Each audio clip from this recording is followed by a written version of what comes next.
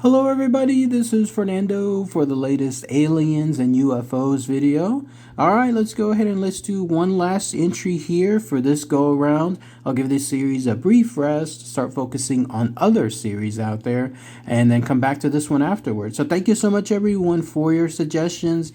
Lots of good ones for this go around. If you haven't seen yours picked just yet, no worries. Just hold on to it, and then when I come back, you'll have a chance to be able to ask again, and who knows, you may see your videos on here soon. This one, though, is a fascinating twist in that instead of talking about specific encounters, here I'm going to talk about more in the lines of a species. I think this is the first within my Aliens and UFOs videos where I actually dedicate a video to a species in of itself. I have referenced species in the past, like with, let's say, several encounters, but here it's just solely focused on that factor. And if there's enough good views and a lot of good interest, then I may just continue this trend with some of my future Aliens and UFOs videos. But for this inaugural one, you're looking at a representation of it now. Rather interesting set of extraterrestrial species, peaceful beings, in fact, that apparently blend in quite well here on Earth.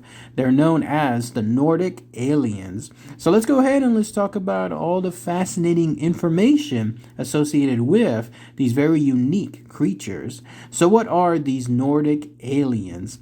Well, apparently they are considered the most human-like species out of all the aliens out there.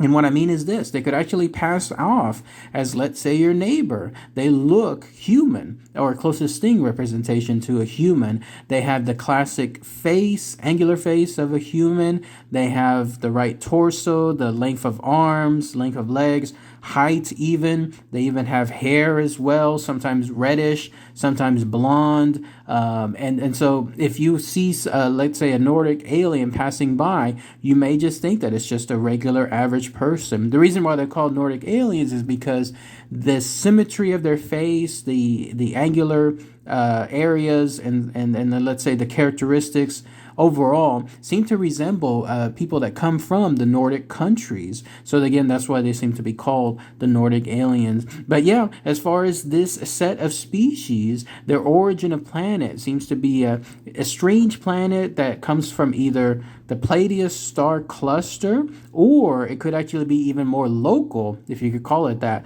and that being from the planet Venus. But either way, though, there's a lot of mystery associated to these unique creatures as far as their origin, and as such, they seem to be keeping that, again, a very, very dark secret. One way, though, that you can tell that you're with a Nordic alien, although again that's going to be pretty hard to do so, is that they apparently lack irises. So in other words, if you were to look at them as is in their natural state, it would be an all white color when it comes to their eyes, or maybe a different color altogether, but they wear contact lenses in order to be able to blend in, and then that way it looks, of course, much more natural. In fact, there was this quote that I saw that said they can easily pass as earthlings, and those who have been in contact with this race state that their appearance allows them to freely explore our planet. That gives you an idea that, who knows, they've been visiting for probably a very, very long time, and then perfectly just blending in throughout multiple generations, multiple centuries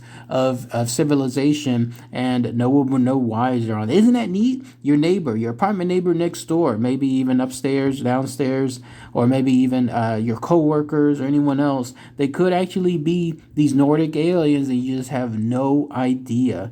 And the way they transport themselves is also a good variation of things. They seem to have these crafts or UFOs that are either spherical or they're cigar shaped, and the way they're seen, it's a fleeting set of moments, but still those seem to be their actual their actual method of transportation. And then as far as how they talk to each other, in order for them to pass, it seems like they do eventually run into humans, and it seems like that when they do that, maybe they're able to vocalize, but the main trend for them seems to be this. They communicate telepathically with each other and then also with humans. Those that have had their brief encounters with these creatures apparently have received messages in their head, and then most specifically through their dreams. And when that happens, that's when they create these messages of peace and love. It's their way of stating that they're trying to make sure that humanity in of itself stays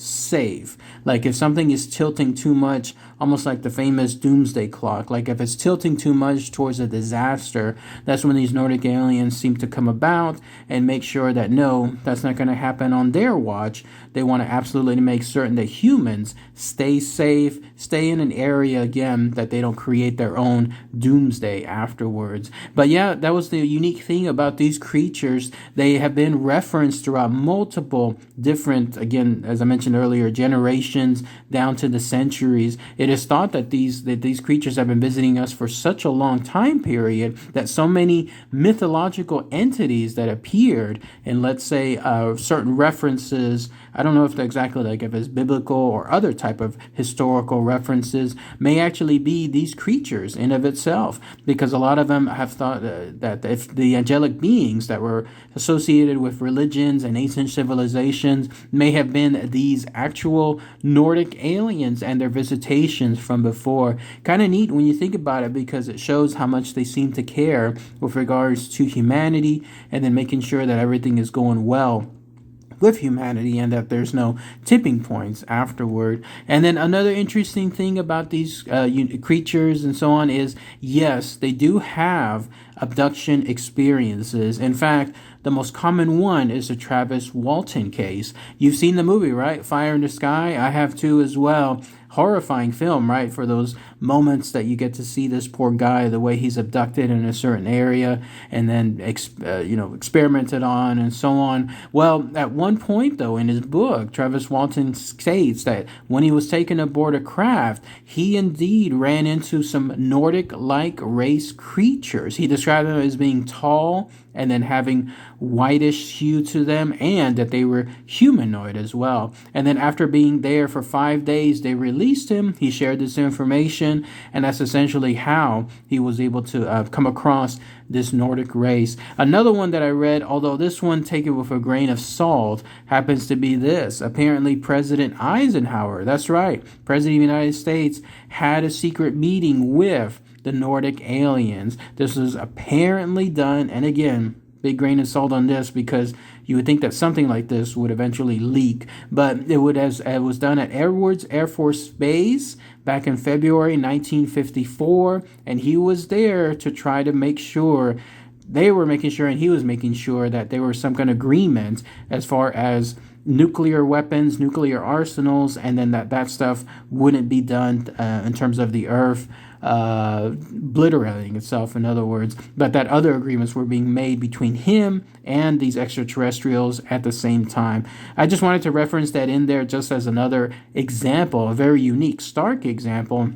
But it goes to show that if that's true, these Nordic aliens truly have no hesitation to go, let's say, from, in the case of Travis Walton, just being a regular logger, to going all the way to the President of the United States himself when it comes to their interactions. But that's pretty much it. That's all the information associated with this very human-like species of aliens known as the Nordic aliens. If anyone has any more information, anything else I might have missed, then please post those comments below. Maybe somebody has more info on a local level. Maybe your area has encountered more of these Nordic aliens and their encounters there, then that'd be great to hear what your comments are associated with that. And also let me know too, if you want me to focus more on specific species within the world of aliens, then I'll be happy to do so afterwards.